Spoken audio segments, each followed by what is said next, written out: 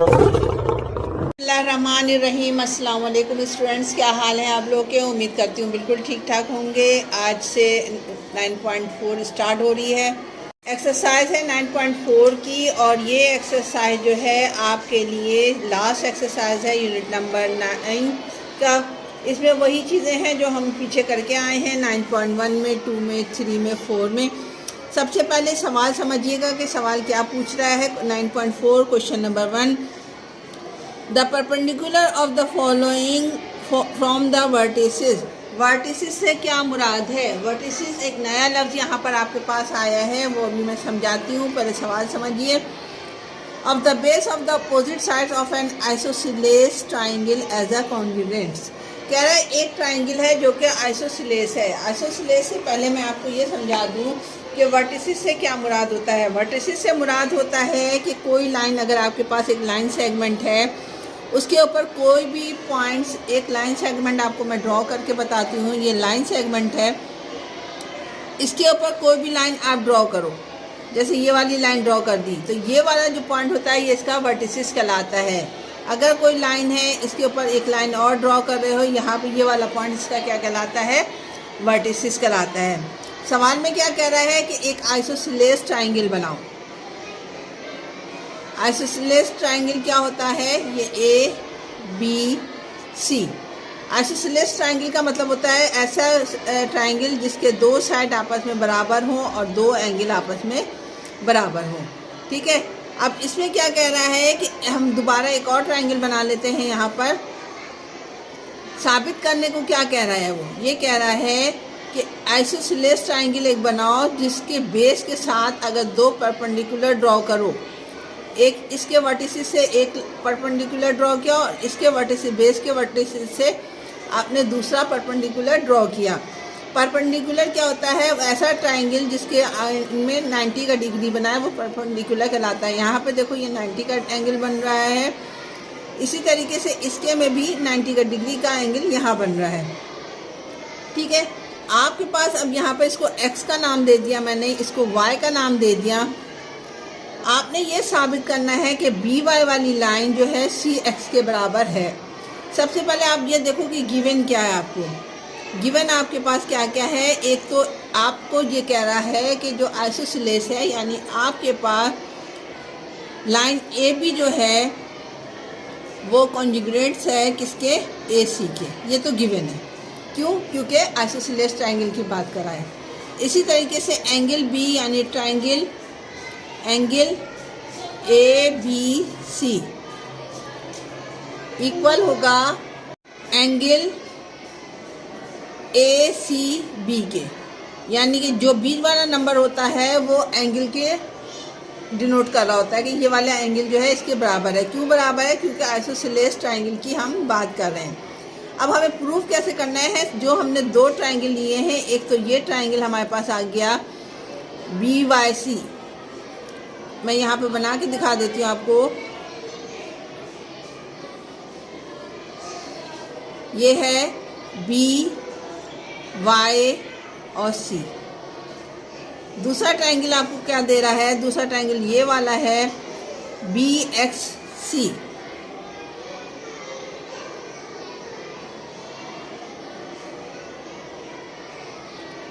ये कौन से ट्राइंगल हो गया, ये बी, ये एक्स, ये सी। इन दोनों के ज़रिए आपने ये बताना है कि जो लाइन है रिक्वायर्ड क्या है, आपको प्रूफ क्या करना है आपने कि आपके पास बी वाई लाइन जो बी वाई है, बी एक्स है, वो बराबर है किसके, कॉन्जुगेट्स है बी और वाई के। ये आपने प्रूफ करना है इस सवाल में। सवाल समझ में आया कि क्या पूछ रहा है यहाँ पर आपसे।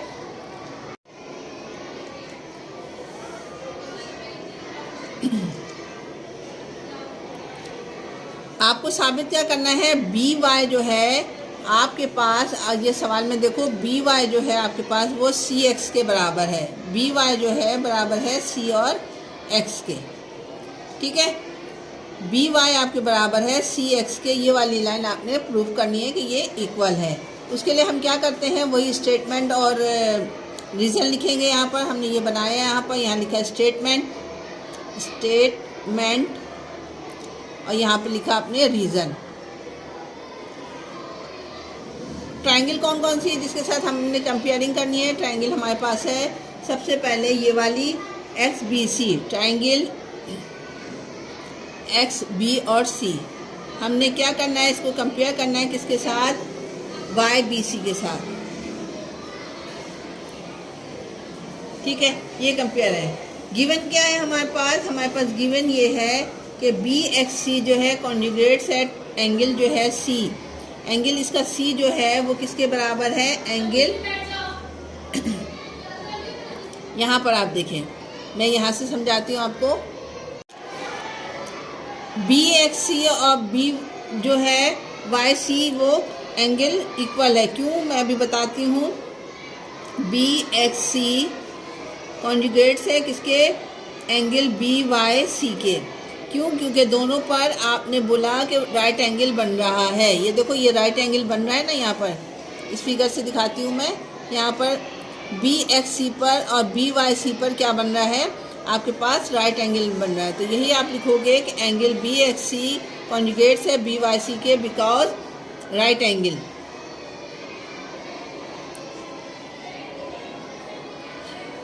Right angle. सेकंड चीज़ आपको क्या कह रहा है? आपके पास जो है एंगल ए बी सी बराबर होगा एंगल बी सी के। यहाँ पर आ जाओ, क्योंकि ये और लेस कह रहा है ट्राइंगल ए बी सी बराबर होगा ए सी बी के। ए बी सी का ट्राइंगल ए सी बी के बराबर होगा। क्यों? क्योंकि ये आइसोसेलेस कह रहा है। तो यहाँ पर हमने यही लिखा कि angle A B C conjugates है एंगल ए सी बी के। जो मैंने अभी भी बताया था आपको, जो बीच वाला नंबर होता है उस पर एंगल बन रहा होता है। ठीक है। दूसरी चीज़, दोनों में कॉमन क्या है? बी सी है। बी सी इसके पास, इस वाली ट्राइंगल के पास भी बी सी है, इस वाली ट्राइंगल के पास भी बी सी है, यानी दोनों के बेस सेम है। तो हमने यहाँ पे लिखा लाइन बी सी कॉन्जुगेट्स है किसके? लाइन बी सी के। क्यों? क्योंकि ये कॉमन पॉइंट है। पॉइंट यहाँ पर भी हमने क्या लिखना था? यहाँ पर हमने लिखा नहीं क्योंकि ये गिवन है। यानी कि क्यों गिवन है? क्योंकि आइसोसेलेस है, आइसोसेलेस ट्राइंगल है। ठीक है, ये हो गए। अब आप देखो एंगल साइड्स पोस्टुलेट। तो क्या हमने बताया था? एंगल पोस्टुलेट होता है तो ट्राइंगल भी आपके पास क्या होगा? वो इक्वल होगा। तो यहाँ पर अब हम लिख देंगे triangle X B C conjugates है किसके? ट्राइंगल वाई बी सी के। क्यों? Angle side postulate. जो पोस्टुलेट आपको समझा रही थी, मैंने आपको अच्छी तरीके से बताया था कि ये चीज़ें जो है हमारे आगे बहुत काम आएंगी।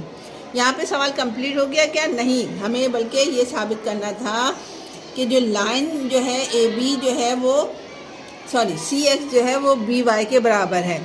ठीक है। जब ट्राइंगल इक्वल होता है तो आपको पता है फिर साइड्स भी सारे इक्वल होंगे। जब साइड्स इक्वल आ रहे हैं तो इसका मतलब है सी एक्स की जो लाइन है वो भी कॉन्जुगेट्स होगा किसके?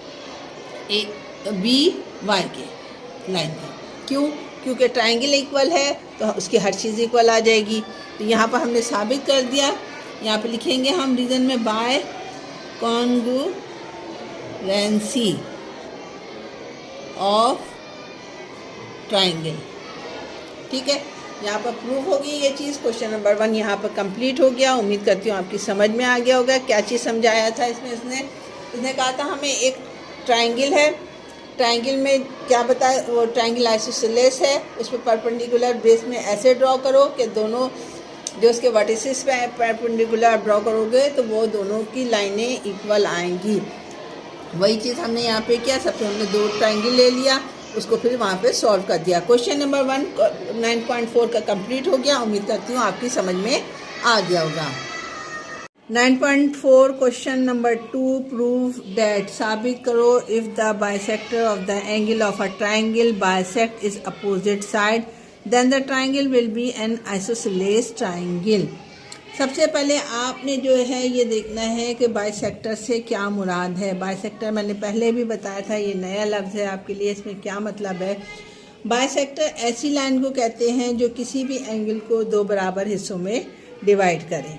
ठीक है, सवाल की तरफ मूव ऑन होते हैं। सबसे पहले एक ट्राइंगल आप ले लो, वही ए बी सी, ए बी सी। इसे बाइसेक्ट करो, यानी सॉरी, ए यहाँ लिखो, बी यहाँ लिखो, सी यहाँ लिखो। ठीक है, तरतीब सही रहती है ऐसे। इसको ऐसी लाइन जो कि किसी भी एंगल को दो बराबर हिस्सों में डिवाइड कर दे, उसको हम क्या कहते हैं? उसको बाइसेक्टर कहते हैं। यहाँ पे एंगल 1 है, एंगल 2 है, क्या होगा? ये दोनों आपस में बराबर होंगे। एंगल 1 बराबर होगा एंगल 2 के। दूसरी बात, आपको ये साबित करना है कि जो ट्राइंगल दिया हुआ है वो आइसोसेलेस है। आइसोसेलेस की डेफिनेशन मैंने आपको क्या बताई थी? आइसोसेलेस ऐसा ट्राइंगल होते हैं जिसके दो साइड या तो बराबर हों, दो एंगल बराबर हों, ऐसे ट्राइंगल को आइसोसेलेस कहते हैं। सबसे पहले आपने ये देखना है आपको गिवन क्या क्या चीज़ें हैं इसमें। हमने इसको दो बराबर हिस्सों में, दो हमारे पास ट्राइंगल हो गया है, हमने इस ट्राइंगल को आपस में अलग कर देना है इस तरीके से। इस पॉइंट को आप डी का नाम दे दो। ये आप देखो, ये वाला ट्राइंगल मैंने आपको दो अलग अलग ट्राइंगल को अलग अलग कर दिया है। एक ट्राइंगल है, इसका भी ये ए ही है, इसका भी ये ए है, ये बी है, इसको डी का नाम दे दो, इसको डी का नाम दे दो, इसको सी का नाम दे दो। गिवन आपको क्या क्या है? गिवन आपको कह रहा है, गिवन में है हमारे पास जो उसने कहा बाइसेक्टर करो, तो हमारे पास हमने ये कहा एंगल 1 एंगल 2 ये बराबर है, कॉन्जुगेट से एंगल 2 के। दूसरी चीज़ आप ये देखो कि जो आपके पास एंगल है डी, यहाँ पे भी राइट एंगल बन रहा है, ये भी राइट एंगल बन रहा है, तो यानी एंगल ए डी बी बराबर होगा एंगल ए डी सी के। ये भी आपको गिवन है। हमने यहाँ पे लिखा angle A D B conjugates है एंगल ए डी सी के। जो चीज़ बीच में होती है उसका मतलब होता है एंगल वहीं पर ही बन रहा है। ये 90 डिग्री का यहाँ पर भी है, यहाँ पर भी 90 डिग्री का एंगल बन रहा है। अब हम यहाँ पे लिखते हैं स्टेटमेंट।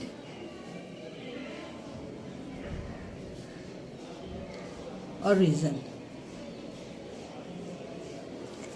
हम कौन सी दो ट्रायंगल ले रहे हैं? ए बी डी, इन दोनों को कंपेयर कर रहे हैं किसके साथ? A D C triangle. ठीक है, अच्छा जी। एंगल ए हम यहाँ पे लिख देते हैं एंगल 1 इक्वल है किसके? एंगल 2 के। ये क्या है? आपको गिवन है। क्यों गिवन है? बाइसेक्ट किया आपने, बाइसेक्टर। इतनी बात समझ में आ गई? अच्छा, दूसरी चीज़ आप क्या कह रहे हैं? जो एंगल मैंने ऊपर लिया था, यानी angle A D B conjugates है एंगल ए डी सी के। ये भी आपको क्या है? कॉमन पॉइंट, वो है क्या कहते हैं, कॉमन गिवन है। राइट एंगल बन रहा है, राइट एंगल। सही है। आपको पता है इस वाली ट्रायंगल में जो आपको दी हुई है बी और डी, ये भी कॉमन है कि नहीं? सॉरी, बी डी कॉमन है किसके? डी और सी के। ये क्यों? क्योंकि दोनों को बराबर हिस्सों में डिवाइड किया हुआ है, तो ये कॉमन इसके पास भी है, ये कॉमन इसके पास भी है। हमने क्या लिखा कि बी डी जो है वो इक्वल है किसके? डी सी डी के। यहाँ पर हम यही लिख रहे हैं, line B D line conjugates है किसके? लाइन डी सी के। एंगल साइड्स, ये क्या है? कॉमन, यानी तो रीजन क्या है? Common sides.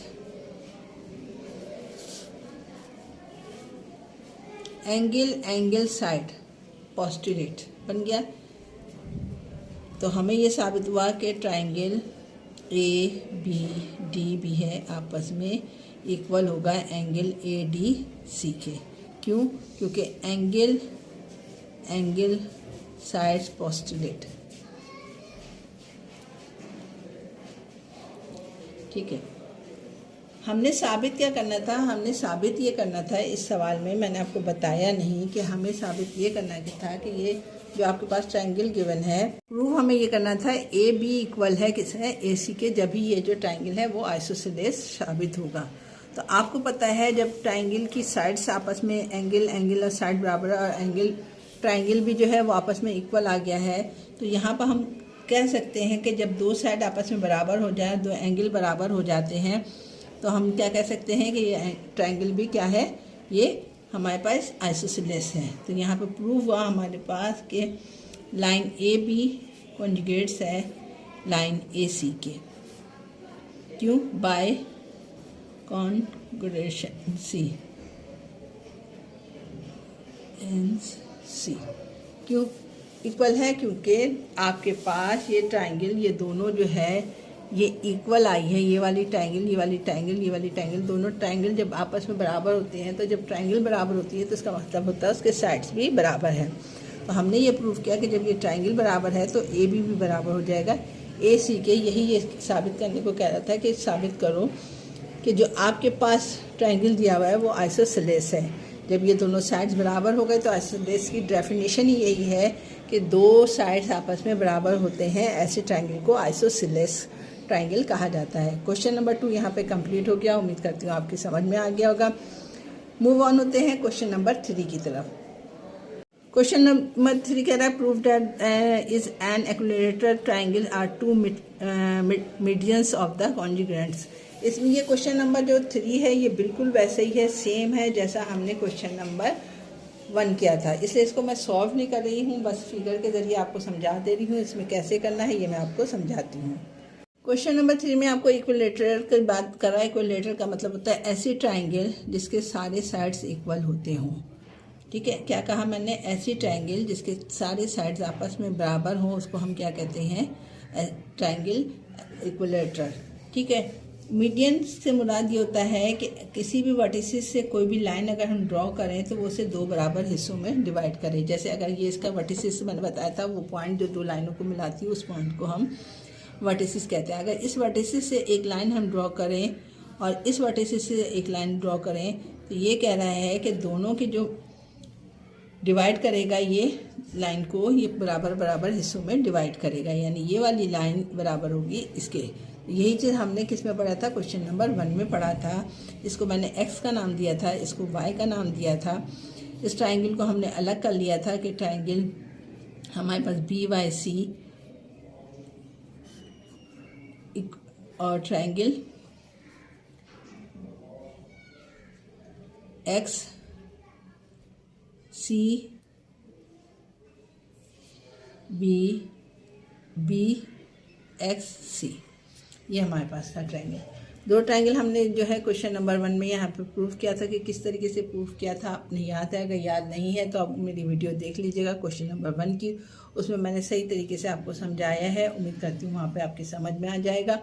मूव ऑन होते हैं क्वेश्चन नंबर 4 की तरफ। ठीक है, अगर समझ में नहीं आए तो मुझे इनबॉक्स में बता दीजिएगा, मैं इसको दोबारा से आपको सॉल्व करके दिखा दूँगी, या आप मेरी वीडियो लाजमी देख लीजिएगा क्वेश्चन नंबर 1 की, आपकी समझ में आ जाएगा। वही फिगर है, वही चीज़ है, वही चीज़, सिर्फ अल्फाज उसने थोड़े से चेंज कर दिया। ये बोला कि यहाँ पर इक्विलैटरल है और जो इसके मीडियन है वो मीडियन का मतलब होता है कि इस लाइन को इसने दो बराबर हिस्सों में तकसीम किया गया है, यानी इसकी जो वैल्यूज़ है दोनों की इक्वल आ रही है। वही चीज़ हमने क्वेश्चन नंबर 1 में किया था। मूव ऑन होते हैं क्वेश्चन नंबर 4 की तरफ।